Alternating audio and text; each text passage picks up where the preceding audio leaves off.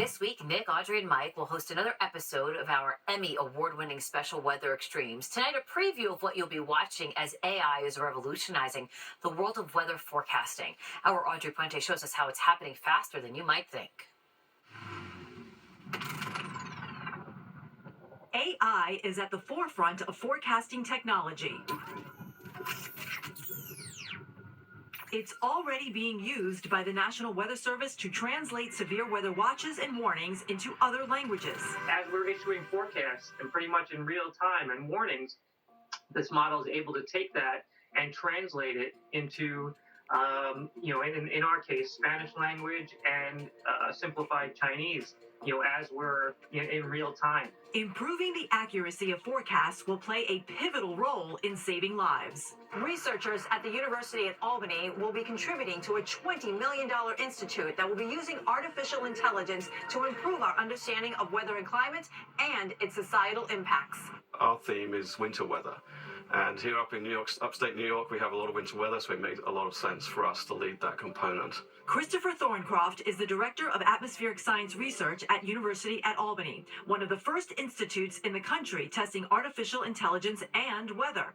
The research is being funded by the National Science Foundation. The proposal is to develop research that deals with developing tools and actionable weather information for various sectors. That could be the National Weather Service, or it could be a public service. For example, we are doing a project with the Department of Transport here in New York based on their cameras. And so the products that we develop, are they going to use those to make life and death decisions? That project involves collecting data from the DOT's cameras across New York State and running thousands of images through AI software, which will be able to detect if roads are wet, icy, or snowy. The Department of Transport can't possibly look at every camera every 5 minutes, right? But using AI and those tools, we can come up with warnings that come up, set up a flag immediately, and that would allow the human to come in and look at a particular region and make that decision. Weather is the perfect big data opportunity. Kara Sulia is the director of Excite Lab here at the University of Albany. We actually are a resource for the Atmospheric Sciences Research Center and a lot of the different academic partners,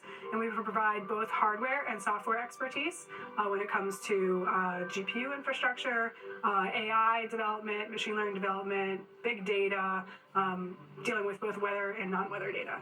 The lab is a mesmerizing room full of computers and monitors taking in real-time information from cameras mounted throughout New York State. Being in this space was hypnotic for a weather enthusiast like myself. That's too many for a human to necessarily manually operate 24/7. And so this provides an opportunity for AI to alert forecasters or emergency responders looking at all those camera images and know exactly where precipitation is occurring and in what quantity. Data from the 2,400 cameras is combined with Mesonet data, a network of 126 weather stations across the entire state, built in the wake of Superstorm Sandy. These 30-foot by 30-foot plots with a 10-foot tower measure temperature, wind, rainfall, snowfall, and soil moisture every 5 minutes. It really addressed gaps that existed in New York State before that. Gaps between the traditional weather stations located at area airports. The lack of data was evident this past summer when over a half a foot of rain fell in the Catskills in July and central New York in August, resulting in dangerous flash flooding. They were dumping record-breaking rainfall amounts that led to flooding and loss of life and damage to property. And the Weather Service has this they were blind during that event because they didn't have enough stations. There are multiple models and there are multiple forecasts, and they all have potential errors. And so as a guide, we're creating a model that is predicting the actual errors in those models. So it not only helps forecasters determine what may be the best forecast to rely on in a particular situation, but how to capture that error and how to communicate that error when they're actually creating their forecasts.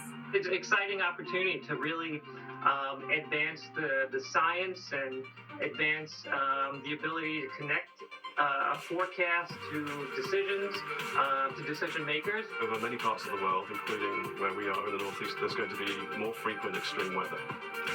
And that's just going to get worse and worse as we go forward in time. University at Albany is one of several schools involved in the AI project. Other universities are incorporating artificial intelligence in studying tropical cyclones, tornadoes, and coastal oceanography. Reporting from Albany, New York, I'm Audrey Puente. And we do hope that you'll join Audrey, Mike, and Nick when the Fox 5 weather team brings you Weather Extremes this Thursday, Thanksgiving Day at 9 a.m. and then at 10:30 p.m. right here on Fox 5. What a gem for us to have in New York State, Nick, having SUNY Albany doing that work. Oh, yeah, they do a lot of great research and they have a great meteorology program, so it's excellent that this is going to be moving forward into the future with AI technology. And speaking of excellent, you have to watch our Weather Extremes this year. It's got a lot of good things in it, including a Nick Gregory you haven't seen for a while.